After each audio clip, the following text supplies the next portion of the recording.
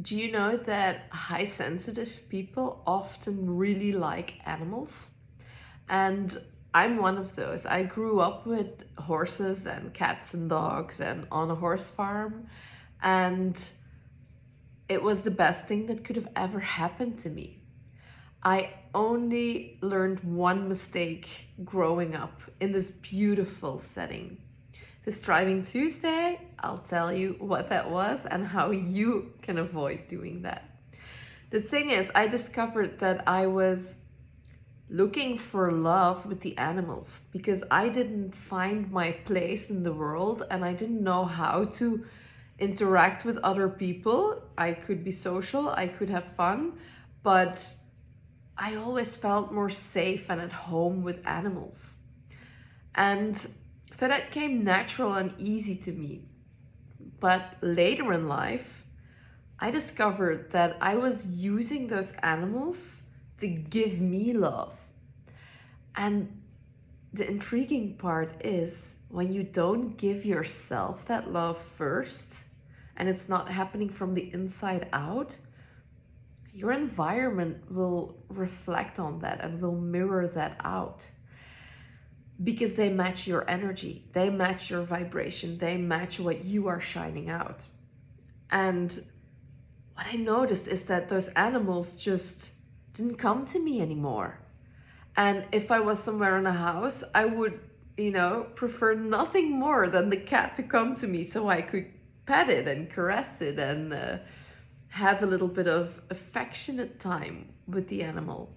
But they never came to me. They always went to my brother, who was really calm inside and really at ease more. So I didn't understand what was going on, and I've thought about that for years. Like, what the hell is this? I really like those animals. I just want to caress them. But by sending out that I wanted something from them, they just really pulled back. And that's the interesting part. My brother didn't want anything from them. He just was himself and he just was present. And that is why that energy attracted the animals to go to him. And it's so intriguing because a big part of my adult life, I've been trying to get the love from the animals to fill up something that was missing inside of myself. But then realizing this a few years ago only, actually, it just made me see that by working on myself and by really going through that inner process and growing and loving myself and accepting myself for who I was and letting the love go from the inside out, I noticed that once of a sudden the animals started coming to me again. And,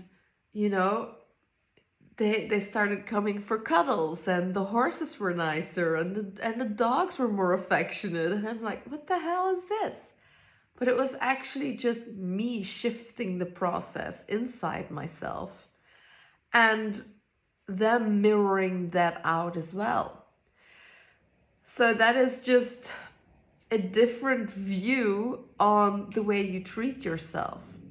Because the way your environment treats you is actually the mirror of what is going on inside of you. And that is why I thought it's actually quite beautiful to showcase that at the hand of animals. Because I don't know about you, but for me, a life without animals would just feel very empty. That would not work for me. I do need them around them, but I need nothing from them. They can be as well as I can just be. And when there's time for cuddles and affection, then they will show up. But then it is not because I desire something from them, it's because they are up for it. And then I'm up for it too.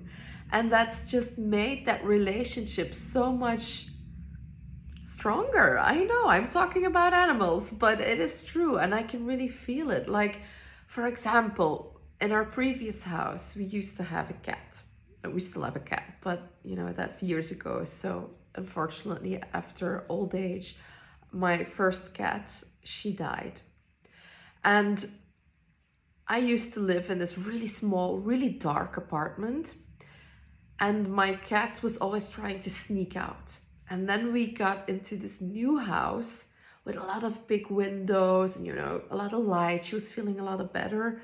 I was working on myself, but at the beginning, when the cat used to sneak out and try to get out, I was like, why are you not grateful? Do you not have it good here? Are we not treating you well? Why do you feel like you need to escape or go elsewhere? And I was so honest to God, so disappointed that my cat wanted to go outside because I felt betrayed.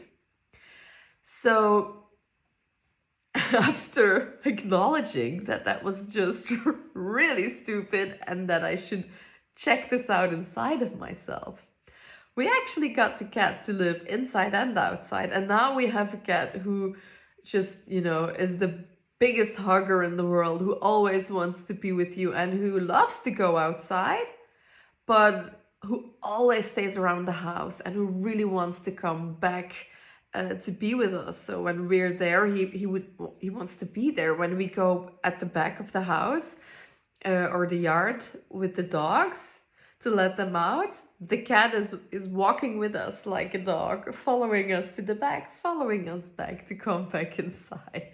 And sometimes he stays out and sometimes he comes with us. And that's the fun part. There's just so much space for that, and it's all good because my self-worth is not connected with the behavior of my animals anymore. And I know that that might sound really strange to some of you, but if you're a little bit like me and you are so involved with animals and you get a lot of love and affection out of that, this might trigger some insights for you too. And that's actually all I hope to achieve with this Thriving Tuesday. That you can just reflect a little bit on your own situation. I honestly would love to hear, what is your favorite pet? Do you have a pet? What's its name? What is it? Cat, dog, horse, rabbit, bird, I don't know, snake? I have no idea. Let me know. I'm so curious to find out what your pet is and how you interact with each other and how is that working for you. Do you also see a little mirror there? And what is it showing you?